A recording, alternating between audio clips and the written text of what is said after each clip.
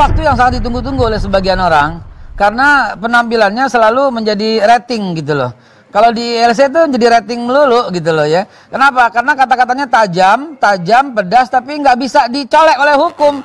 Bukan soal kebal hukum, no beneran, ini serius. Bukan soal kebal hukum, tapi karena jauh daripada dungu, jauh sekali daripada dungu, sehingga nggak bisa dicolek gitu loh. Kenapa? Karena betul-betul apa ya? Kalau kata orang Betawi bilang letter luck-nya kayak begitu gitulah. Siapa lagi kalau bukan Bung Rocky Gerung? Silakan.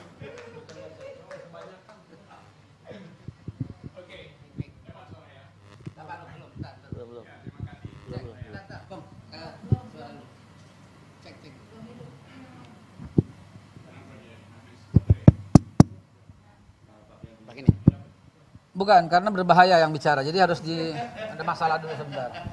Di baterai. Oke, terima kasih Babe Haikal. Ya ini ILC juga.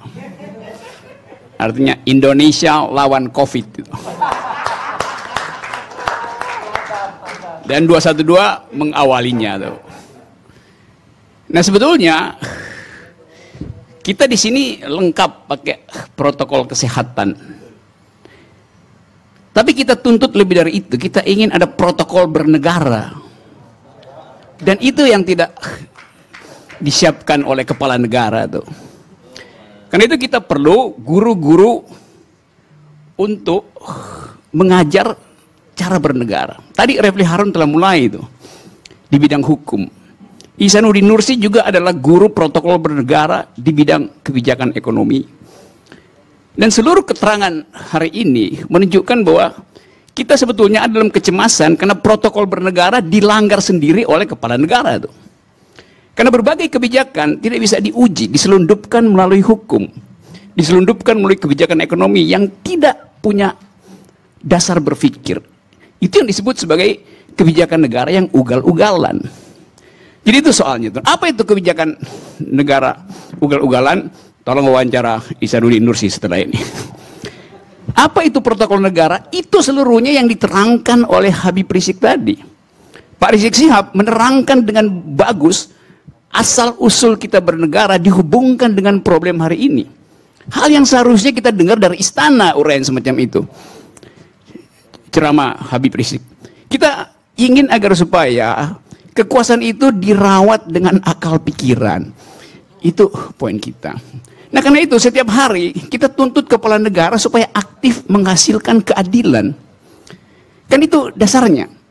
Kalau corona itu tidak kasat mata, tentu kita waspada dengan corona karena dia tidak kasat mata.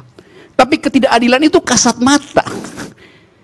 Dan justru yang punya mata itu menutup mata untuk menghasilkan keadilan.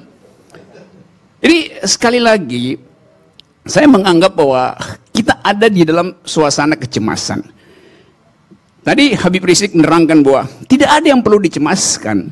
Kalau kita punya peradaban persahabatan dengan satu istilah tadi, ukhuwah, yang sifatnya global, antar bangsa, yang di dalam bangsa, dan yang berakar pada agama tuh.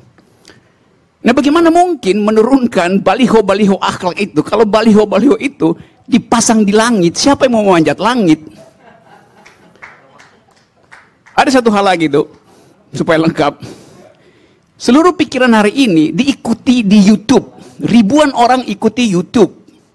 Ini semacam ukhuwah YouTubiah. Persaudaraan sesama pengguna YouTube. Jadi saya ingin sebetulnya mengucapkan selamat datang di tempat di mana akal sehat masih bisa dioperasikan. Jadi kalau ada orang bertanya di mana markas FPI, bukan di Jalan Petamburan, tapi di Jalan Perubahan itu. Demikian juga orang tanya di mana tempatnya Gatot Nurmantio, bukan di Menteng, tapi juga di Jalan Perubahan. Jadi kita sebetulnya hari ini sedang merintis jalan baru, namanya Jalan Perubahan. Dan saya ingin agar supaya kita tempuh jalan ini dengan cara damai dan bermartabat. Terima kasih. Walau harus merangkak dengan mata, takkan mundur walau satu langkah, takkan mundur walau satu langkah. Allah, wahai para pemuda-pemuda, adalah hari raya. Maju semua, maju.